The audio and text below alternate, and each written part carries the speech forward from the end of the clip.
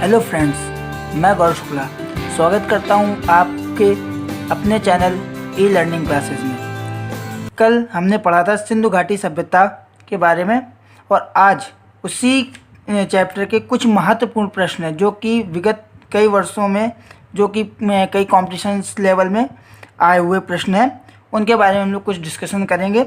चलिए शुरू करते हैं। आज के टॉपिक सिंधु घाटी सभ्यता के कुछ महत्वपूर्ण प्रश्न। इसमें पहला प्रश्न है, हड़प्पा सभ्यता का सर्वाधिक मान्यता प्राप्त काल कौन सा है? ए ऑप्शन 2800 ईसा पूर्व से लेकर 2000 ईसा पूर्व तक। बी ऑप्शन है 2500 ईसा पूर्व से 1750 ईसा पूर्व।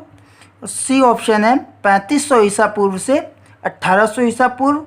और डी ऑप्शन है निश्चित नहीं हो सके कौन सा है। तो कल बताया था कि जो इसका ऑप्शन है बी ऑप्शन इसका सही होगा, 2500 ईसा पूर्व से 1750 ईसा पूर्व। कल बताया था कि कुछ किताबों में सन 1800 ईसा पूर्व बताया जाता है, लेकिन जो सबसे ज़्यादा मान्यता वाला ईयर है वो 2500 ईसा पूर्व से 1750 ईसा पूर्व तक माना जाता है।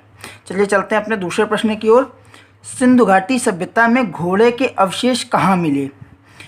ए ऑप्शन है सुरकोटदा, बी ऑप्शन है वणावली, सी ऑप्शन है मांडा, डी ऑप्शन है कालीबंगा।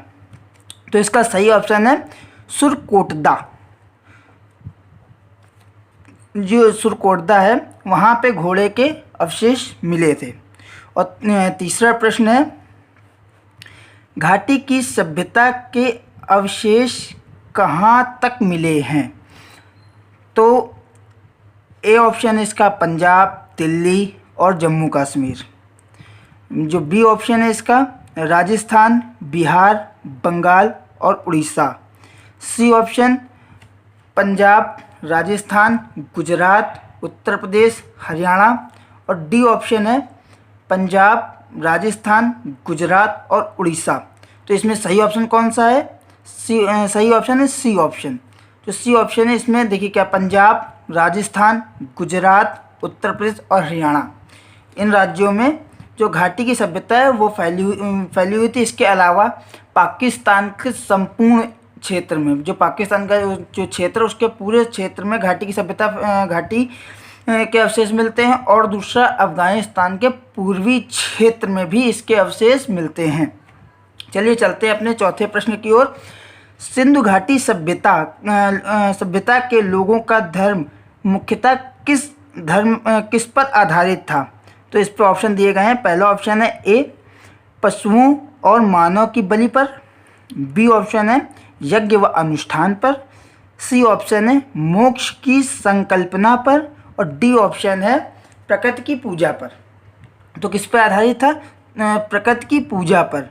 कल पढ़ाया था कि जो सिंधु घाटी सभ्यता के जो लोग थे वो किस पर आधारित थे? प्रकृति की पूजा पर। तो इसका डी ऑप्शन सही होगा, प्रकृति की पूजा पर। चलिए चलते हैं अपने पांचवें प्रश्न की ओर। सैंधव सभ्यता के लोग निम्न में से किस धातु से परिचित नहीं थे?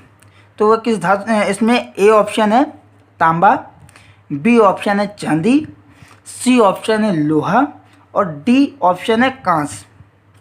तो वह लोग तांबे के हथियार बनाते थे, चांदी के आभूषण भी बनाते थे और कांस की जो मूर्ति थी वो भी पाई गई थी। ये आप तो इसमें कौन सी चीज़ का नहीं उल्लेख हुआ है पूरी सभ्यता में? लोहे का।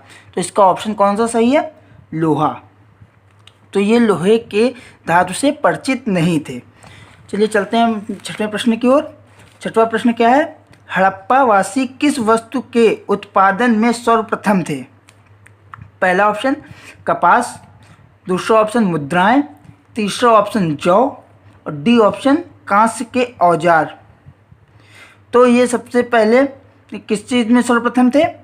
कपास की खेती पे। ये चीज़ कल भी पढ़ाई थी और मैंने कहा था कि ये चीज़ विशेष ध्यान से देख लेना। तो इसका सही ऑप्शन है कपास। वो उन्होंने कपास के उत्पादन में सर्वप्रथम थे। चलिए सातवां प्रश्न देखते हैं क्या है। सातवां प्रश्न, हड़प्पा वासी किस नगर को अपनी राजधानी मानते थे? तो इसका ऑप्शन है ए कालीबंगा, बी लोथल, सी मोहनजोदड़ो, डी रंगपुर। तो इसका सही ऑप्शन है मोहनजोदड़ो। जो हड़प्पा वासी थे मोहनजोदड़ो को अपनी राजधानी मानते थे। 8वां प्रश्न क्या कहता है?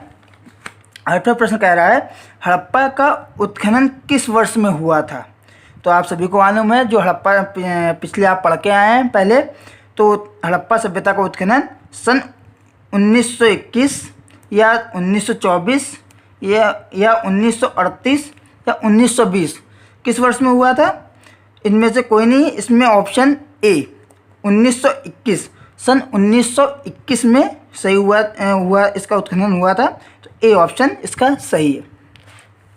प्रश्न 9 हड़प्पा के उत्खननकर्ता कौन थे?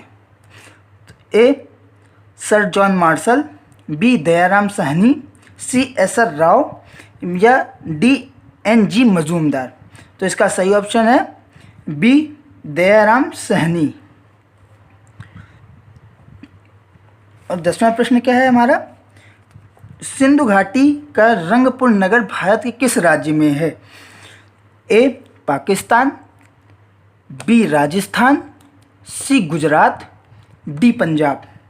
तो किस राज्य में स्थित है? गुजरात। जो रंगपुर था वह भारत के गुजरात राज्य में स्थित था। और चलिए आगे कल मिलते हैं फिर अपनी अगले टॉपिक के साथ, नए टॉपिक के साथ। तब तक के लिए जय हिंद, जय भारत। एक चीज़ आपको और बताना चाहूँगा, जो C++ लैंग्वेज सीखना चाहते हैं जो बच्चे, उसका डिस्क्रिप्शन हमारे इस वीडियो के नीचे मिल जाएगा। जो भी बच्चे सीखने के लिए उत्सुक हों वह नीचे दिए गए डिस्क्रिप्शन में जो लिंक है उस पर क्लिक करके C और C++ लैंग्वेज सीख सकते हैं। जय हिंद, जय भारत, धन्यवाद।